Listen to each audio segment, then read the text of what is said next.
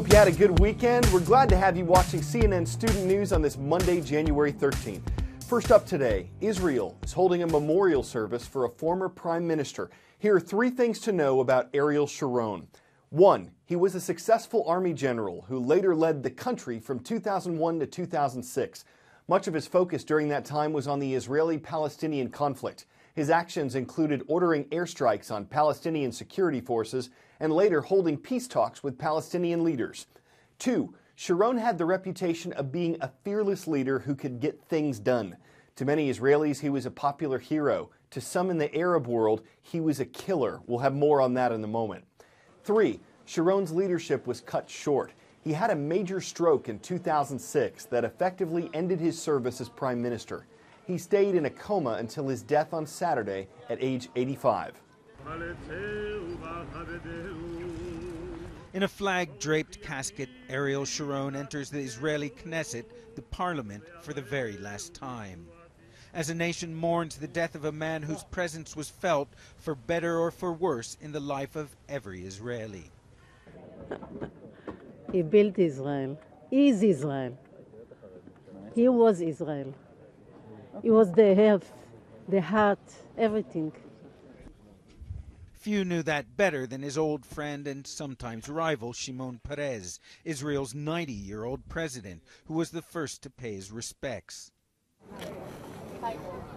Afterwards, thousands of well-wishers filed through to light candles, to take pictures, to ponder what his passing meant.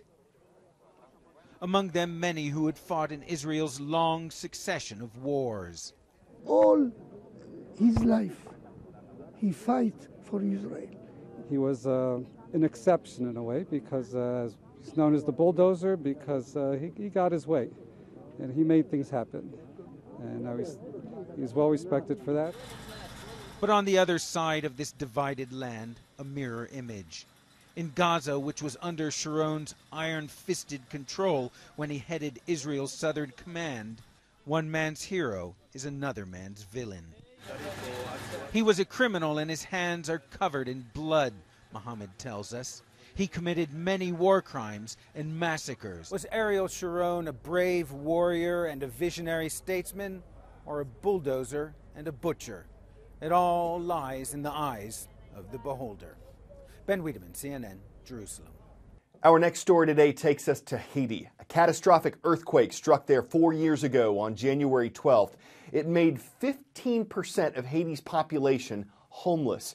And for tens of thousands, life hasn't changed much. Haiti is the poorest country in the Western Hemisphere, a Caribbean island nation that didn't have many well-built structures or dependable services to begin with. When a 7.0 magnitude earthquake hit in 2010, it killed hundreds of thousands of people. It sent hundreds of thousands of survivors to camps where conditions were horrible. Dirty water, dirty tents, nowhere to put garbage, gangs, and corruption. Though other countries have sent hundreds of millions of dollars to help, Haiti's problems are still so big and its ability to recover so limited.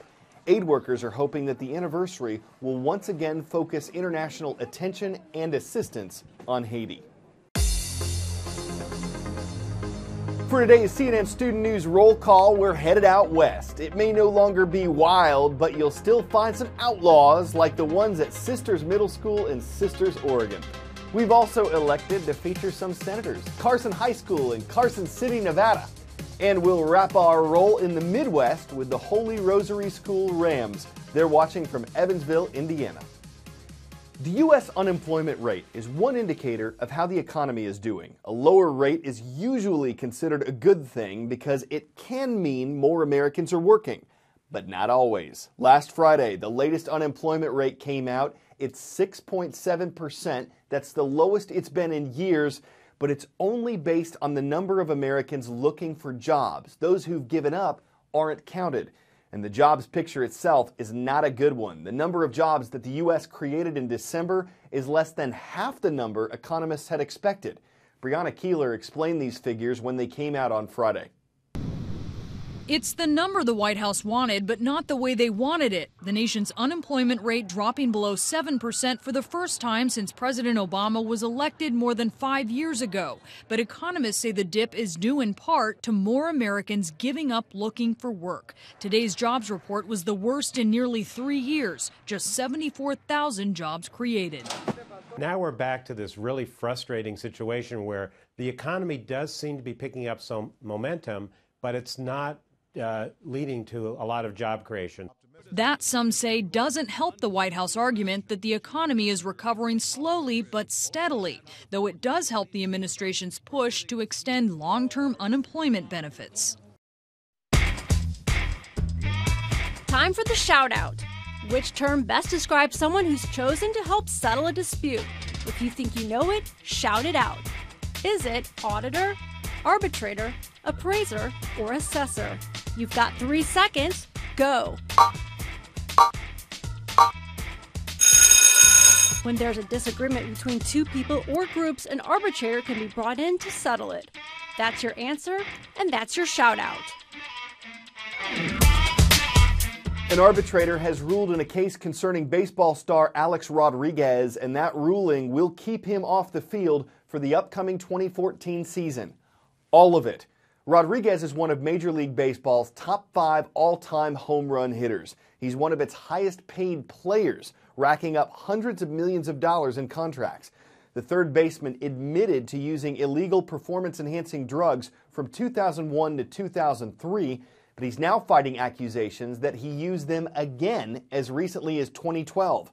The 38-year-old player for the New York Yankees is appealing the arbitrator's decision. Alex Rodriguez, a Yankee known for setting records, now has one more. He has the dishonorable distinction of getting hit with the longest suspension for doping in baseball's history, a 162-game suspension, benching him for an entire season and potentially ending the 38-year-old's career. This after baseball's chief arbitrator reduced the initial 211-game suspension MLB imposed on Rodriguez for allegedly using performance-enhancing drugs. Rodriguez releasing a statement saying the number of games sadly comes as no surprise, as the deck has been stacked against me from day one. I have been clear that I did not use performance-enhancing substances, and in order to prove it, I will take this fight to the federal court. My advice to Alex Rodriguez would be the same advice I gave Lance Armstrong years ago. Just fess up. Major League Baseball wanted the initial suspension to stand, saying while we believe the original 211-game suspension was appropriate, we respect the decision rendered by the panel and will focus on our continuing efforts on eliminating performance-enhancing substances from our game. Rodriguez went to arbitration after MLB imposed the 211-game suspension, but quickly became frustrated by the process. He spoke out on sports radio after he stormed out of the hearing last November, upset after learning baseball's commissioner, Bud Selig, would not testify about allegations MLB used unethical tactics while investigating Rodriguez. In all, 13 players were suspended last year after MLB found they had used PEDs obtained from the now-defunct Biogenesis Clinic in Florida. All suspended for 50 games except for Milwaukee Brewers right fielder Ryan Braun, who received a 65-game ban. Some, but not all fans saying Rodriguez's punishment was justified. Like, how do you hand out a 162-game ban to one person and not give anything to all these other people that are doing the same thing? But yeah, I guess it is. If you talk about just A-Rod, yeah, I think it's too harsh. I think he deserves it. I don't think there should be doping in baseball. It's America's pastime. Still water freezes at 32 degrees Fahrenheit, but it's got to be a lot colder than that to ice up a waterfall. Case in point, this might look like a still photograph, but it's video. The distorted polar vortex that brought last week's frigid blast contributed to a cold, crackly crust around parts of Niagara Falls, kind of like a real-life scene from the movie Frozen. Temperatures here had dropped to -2 degrees Fahrenheit, -20 with the wind chill, and to think the person who captured it was just chilling. It's something so beautiful it's hard not to falls for, but folks who've seen it are like, it's cool, but just what are you looking at? Hope you'll forgive us for that and watch again tomorrow with CNN Student News, showers, more stories, and more puns. I'm Carl Azus.